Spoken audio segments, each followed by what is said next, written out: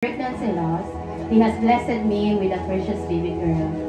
Indeed, His plans are better than mine, and we should trust in His goodness and sovereignty, even in times of uncertainty, because He is working everything out of our good. Amen.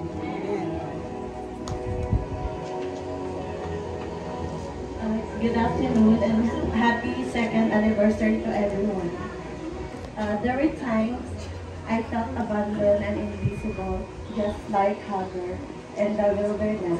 I cried out loneliness, wondering if anyone saw my pain. But then God met me there, just as He met Hagar. And He reminded me, I see you. Not just the part I show to others, but all of you. My fears, my doubts, my silent tears, all seen by the God who watches our children, that gave me strength to walk on. Good afternoon, brothers and sisters in Christ. Today, as we celebrate our 22nd CFAG anniversary, let's give praise to the Most High, the Creator of all, our Father in heaven, our Lord Jesus Christ. As I read the scriptures, then there's sorrow. Here, sorry tells me that nothing is too hard for God. Let me share you my short testimony. Kahinumdum ba mo during, after Odette, Kay pag umans na sa bagyong Odette, dako nga kausaban ang nahitabo. Balay nga guba, negosyo nga nawawala, o uban pa mga trahedya nga wa nato mabantay, ngayon an instant nahitabo. Usa na nga among shop sa naapektuhan, nga wash out, and tibuok na ako dining area, kusina, o ako mga pinangga nga mga tanong. O wasad ko ga-expect nga pag magpabilin pa ang container van sa kakusog sa Bagyo. Pero pagkakita na ako nga wa gyud maunsa ang container van, nakahilak na lang ko sa kalipay. Kay ganahan pagbibiyayan ni Lord nga i-continue na ako ang negosyo. Kay naatanan dito tanang gamit o mga products sa Milky o mga appliances like freezer.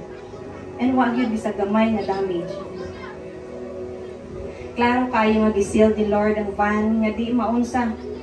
Please note nga gabok na kayo og di kitay-an na ang container van nga og ingon ato kakusog para nako bungkag yun kayo. Praise God.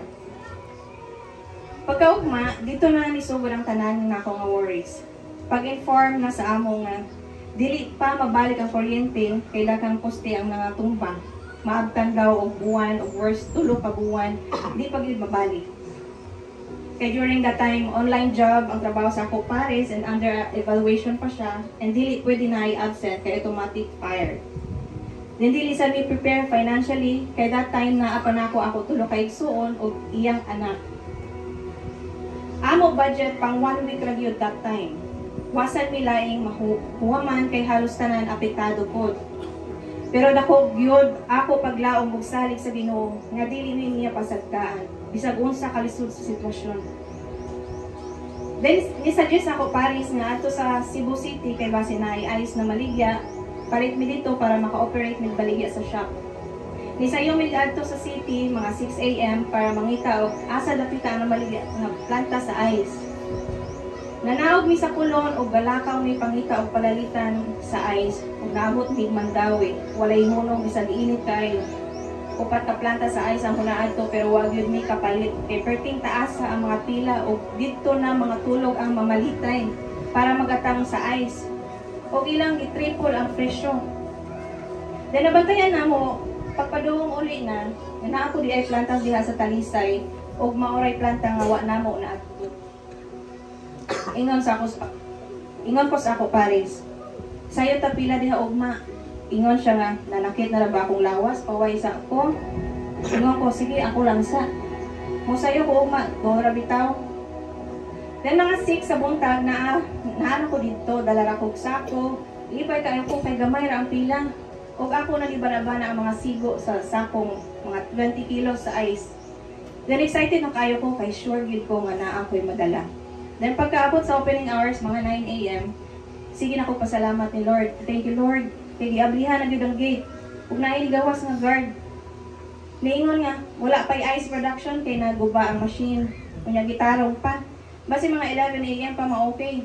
So ako, paabot sad ko, kay sayang ang pila, bisag gigutom, kay sayo kayo, inom na kog tubig, wa may palalitan pa ni Udto dito. And naaray mga sorry barbecue, saging, ug tubig. Di sad ko makabiya, kay daghang mga manalutay sa linya. Nabot mga 11 a.m., wa pa gihapon. Nabot nag 1 p.m., mao pa'y pag-update sa guard nga tarungon daw ang linya, kay tawagon na ra ba ang by number. Nibalik ako kusog, perti na ako lipaya, kay makauli na giyod ko, kay gutom na kayo. Nagsulod na ako sa planta, gingnan ko nga, limit ka og 5 kilos kada tao, kay gamay ra ang production sa ice. So ako po, wala mahimo, nang poy-poy akong abaga, kay ang 5 kilos, murag 2 kilos po ang tubig, wa kaayo maluto ang ice. So to, nilabang na ko, kay magatang na ko bus pa uli. Mga 1 hour na ko nagbarog, at atang wagi hapon ko pasakay kay di mo uno kay gabi pud kapuno. Time check kay 3 PM na. Niduol ko dito sa ilang barangay hall kay naihagdan o para makalingkod ko. Dihang nilingkod ko ang kakapoy, gutom, ug kaguol akong nabati. Nitulog na lang akong luha. Ug ako na lang gihila. Sabi ko makutdan o paglao. Nagsige na lang tulo akong luha. Huwag akong istorya ang Ginoo. Huwag gingon, Lord, kapoy na kayo ko. Huwag ito'y talang ice. Kung saan ko na ako pagpakaon sa akong mga Israel, sabihan, nihangad ko sa langit ang Ginoo ni Sulti. Nga naman magkabala ka man ka. Tingog nga ako natunggan, loud and clear. Pagkadungog na ako atong mga igsoon, mutungog sa dili, naibuga at nga butang ang misandal sa ako abaga, o mikalit, o kabog na ang palibot. O kalit ragaan ako pamati, o nawala akong kapapoy. Inindot akong paminaw, o dihang ihunong ang basa akong atubangan, o nakasakay ko 4 p.m. O buhayan kasakay ko bus, nagsige na lang kong smile, huwag natulo akong luha. Nagkatawa na lang ko sa akong sitwasyon nga akong ice na hinimong ice water. Pag-abot sa balay, kanigo lang yun ko, iuhaw, o mao to akong iinom, o tambal lagi ka. Alimuot sa panahon. O nagampo ko, nagpasalamat sa buhi nga Diyos. Sa iya, ipafeel na akong assurance. Kaya siya na ibahala sa tanan, o wala imposible niya. O pagkagabi, nindot kayo akong katulog, o malinawon kayo. Pag mata na ako pagkaugma, wala na ako naguna-una o guys, nanglimpyo na lang niyo, niingon ako Paris. Nangita charging station. Then ingon ako Paris na dito daw sa City Hall, na libre charge dito. So nagdala ni solar lights, o mga cellphone, o well kapadulong sa City Hall, naala ko tingog ni sulti na ako. Adto sa Sibeco. Then ingon dahil ako Paris. Diingon dahil ko sa akong Paris, happy sa atas sa Sibeco, kay ginasad ko ni Lord nga mo, happy ta dito. Niya ko yung nasad ako Paris, o nilahos mi dito.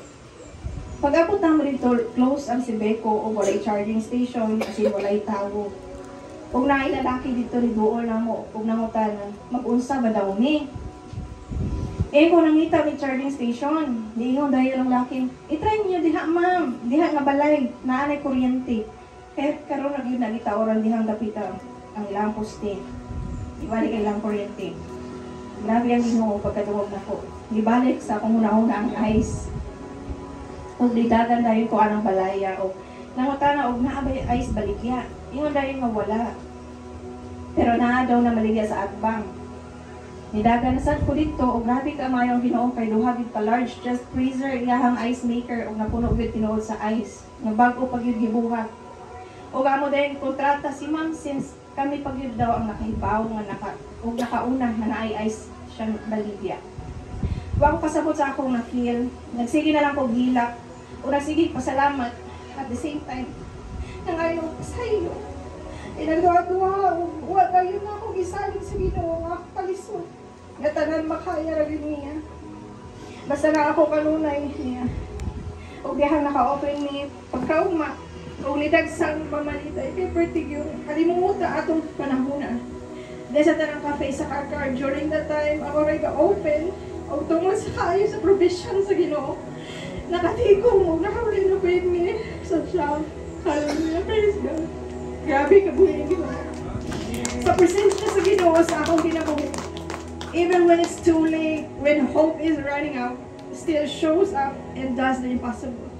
I've seen it in my own life. I've watched Him answer prayers. I nearly stopped praying because He is faithful even in. Thank you. Thank you, God.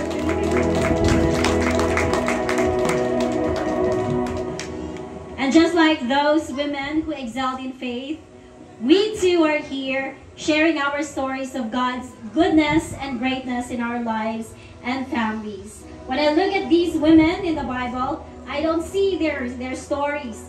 We see our own. We see strength rising and purpose unfolding. I remember that no matter where I've been or where we've been or what we've faced, God is not finished with us yet. As we stand here today, we want to remind you, when everything else fails, God never does. When you feel unseen, God sees you. When you pray, He hears and answers.